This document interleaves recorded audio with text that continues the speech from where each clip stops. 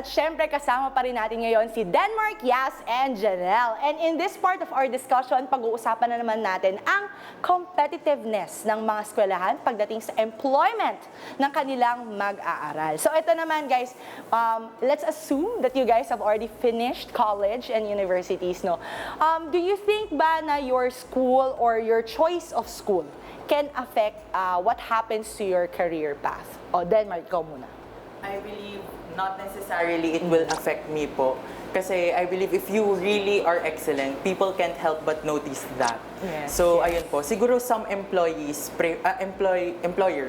prefer po siguro sa workplace nila yung mga prestigious universities graduates po. Pero for me, if you are excellent, people can't help but notice that. Right, right. And I think the converse is also true, no? Na even if you are from either the top universities, it doesn't necessarily make that you will always make the cut. Again, it's how you present yourself, what skills have you built, di ba? What networks and connections have you made along the way. So ikaw naman, Janelle, do you think naman, same question, meron bang effect yung uri ng eskwelahan or at least a choice of school that you will have with your career path? Especially education ka, di ba? For me, ano po, not necessary, katulad po ni Kuya Denmark. Kasi nga po, it's about your excellence and your dedication na sa career mo, yun. So, kumbaga, sariling effort din talaga. Yes, ikaw naman. What more can I say? Nasabi na nila lahat eh. So, yun nga.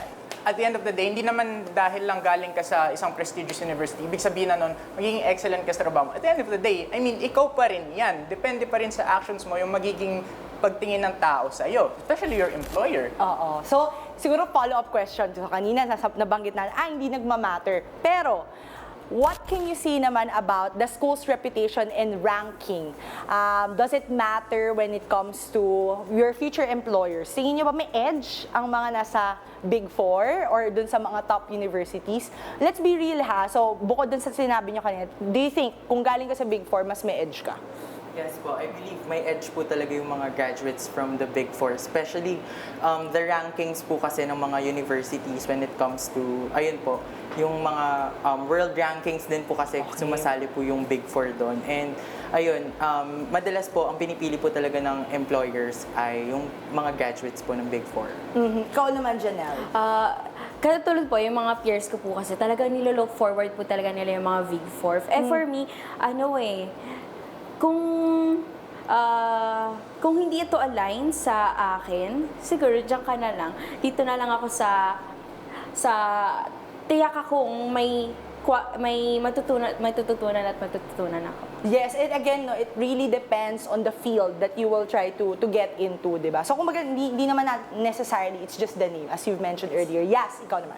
Yes, may edge. It does play a role. Lalo na kapag earlier on in your career kasi wala pa namang experience na makikita sa resume mo. So, ang titignan lang talaga dyan is kung saan ka graduate, yung alma mater mo. Yun pa lang yung makikita nila sa'yo and dun ka nila husgahan. Pero later on, siguro mas hindi na ganun ka-pronounce yung advantage na yun kasi titignan na dyan ng employers yung work ethic mo, yung previous employers mo, kung ano bang tingin nila sa'yo kasi ba tatawagan nila yun. And then yung experience mo. Correct, correct. So, kayo naman guys, when it comes to the choice of career path, you think na there is some edge to being part of the Big Four, no? But with regards to the previous question naman na nabanggit ko earlier, no? How about garnering Latin honors? O kunwari, nakapasok na kayo sa dream school ninyo. Ano ang sa tingin nyo, may lamang ba kapag ikaw ay laude compared to your peers if ever kayo ay papasok in the same workplace together? At ano naman yung tingin nyo na alternative siguro doon? Kung wala kang laude, ano dapat yung qualities na meron ka para mas mapili ka ng future employer mo? Ikaw? Sa akin po, mas may edge pa rin po kapag may Latin honors ka. Specifically kasi if you want to be employed in a government po, there's a special eligibility po na binibigay yung Civil Service Commission sa mga Latin honor graduates po na they may serve na po, na hindi na po nila kailangan mag civil service exam. So, ayun po, it's one of the things po siguro na edge po siguro ng mga laude graduates. Pero if wala naman po sigurong Latin honors na gumraduate, siguro po you could opt to, ano po talaga, building connections po talaga with other people din po. Ayun po. So it's really having the proficiency but also having the right connections or expanding your social circles. Ikaw naman, Janelle. Opo, may edge po yung Latin honors. Kasi nga po, katulad po ng sinabi ko kanina, it symbolize how excellent are you, how much is your dedication is into something. So, for me, Gusto mo bang magka-laude? yes. Oo, di ba? Siyempre, Gusto mo magka-loud opo. eh. Pero kung hindi man, siguro ang tanging may offer mo lang kung wala kang Latin honors or laude is definitely yung sarili mo, yung kakayahan mo, yung ability mo na meron ka, na nakuha mo dun sa college na pasukan mo. Yan. Yes, ikaw naman. Again, parang sagot ko lang kanina, may advantage siya sa simula pero it wanes over time. At the end of the day, proper work ethic pa rin ang magdadala sa'yo sa professional life mo. Kung hindi kayo naman pala rin na makatapos agad ng eskwelahan or ng inyong chosen universities, ano ang thoughts nyo about the word diploma versus diskarte? Di ba? Marami dyan, mga influencers, mga CEO of fintech companies, let's not name a few, na to them, it didn't really matter if they graduated or not. It's because they had that inherent skill. Pero sa inyo, in today's generation where the market for future employment is really aggressive, anong thoughts niya sa diploma versus diskarte? Is it a versus? Is it an or? Is it an and? Ikaw, Denmark. For me, it's diploma and diskarte. Ayun po. Parang iba pa rin po kasi kapag book smart ka and may certificate ka po talaga na panghahawakan. Pero iba pa rin po kapag street smart ka, yung marunong ka dumiskarte sa buhay. I believe it should be a mix of the two po dapat. And it's something that you also will learn as you go through college. Ikaw naman, Janelle. Definitely diploma and diskarte. Kasi without diskarte, you won't be able to achieve your diploma, di ba? So, definitely. Both diploma talaga siya and- for you. Eh, kung kunwari lang, guys, kayo, na nag-apply kayo in a position na yung isa, mas may qualification siya doon, at ikaw, alam mo namang mas magaling ka doon, pero kailangan mo lang matutunan. Tingin mo ba nag-apply pa rin yung diploma versus diskarte? No. Bakit?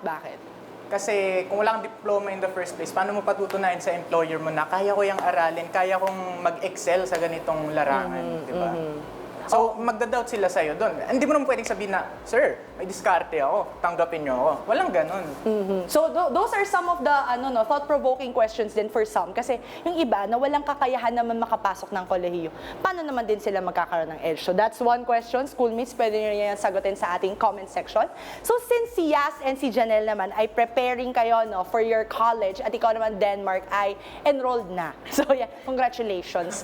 Based on your research and observations, if you have done any, do you think may kailangan bang baguhin in the educational system, or at least for tertiary, or even in the higher education, kung mag-postgrad man kayo or whatnot?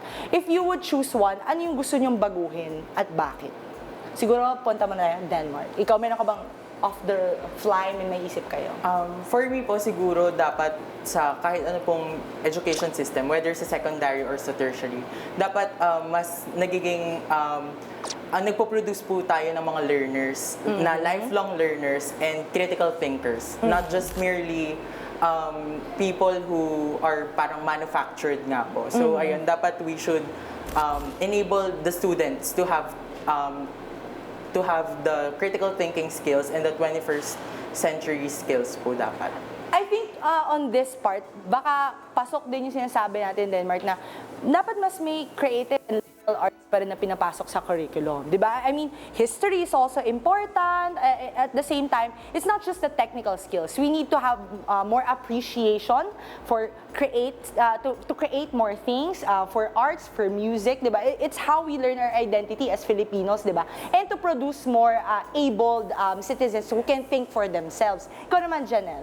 As I will be, I aspire to be a teacher. Siyempre, ang gusto kong mabago or mabigyan naman ng progresibong pag-angat ay ang elementary education, primary education. Kasi nga, katulad sa mga rural areas, hindi nila na-acquire, na-retain yung mga schools o mga kaalaman na dapat nilang matamasa sa panahon ngayon.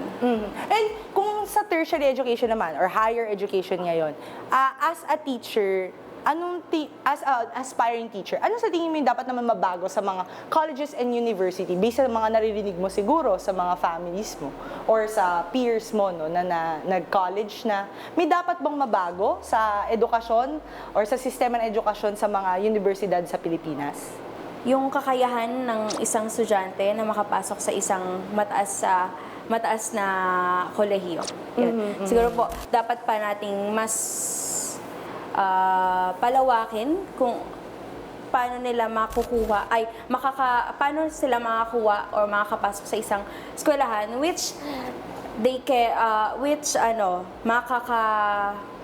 mag-aral sila at maano nila yung dream nila sa So buhay. I think it's more of, siguro what you meant are the resources that are available to others. Na nabanggit ko kanina, no, yung mga hindi kayang makatungtong ng kolehiyo, paano sila magkakaroon ng opportunities na maka-stand along with you. So, yes, ikaw naman. So, two things. Number one, tingin ko ang education system natin is kulang sa epistemology. Tinuturo natin yung mga estudyante natin ng conformity, no? Pero we rarely teach them to think for themselves at questionin kung ano yung mga nakikita nila. Di natin, yan, basically. Pangalawa naman is yung compensation sa mga teachers. So, side story lang na. Last year, meron kaming project sa school namin na kailangan namin mag-interview ng NGO. And it just so happens na yung natapat sa akin, is kailangan namin mag-interview ng isang NGO ng mga teachers. So, ang main complaint nila dun sa interview na yun is kulang daw sa compensation, sa pay, sa work hours, yon. So, ang nagulat ako, yung sa sinabi niya na yung mga pambura, mga marker, mga chalk, mga whiteboard, lahat, mga blackboard sa paaralan, yung mga teachers pa rin yung nag-aabono kasi sobrang budget constrained sila. Like, sabi natin, yung budget mo for 2020, expect mong dadating yon ng 2022. Swerte ka na kung 2022, most likely 3 years late pa yan, sabi niya. Hindi sa akin galing yun dun sa teacher na in-interview namin. So, ayun. So, kumbaga, the resources pa rin, yung isa sa mga importanteng meron dapat, di ba? So, both on teachers and at syempre sa mga estudyante. Kasi how can you make a good quality education kung hindi naman, kumbaga, accessible sa both estudyante at teachers yung kailangan nila? How can teachers focus on forming quality education if they don't have the resources for it?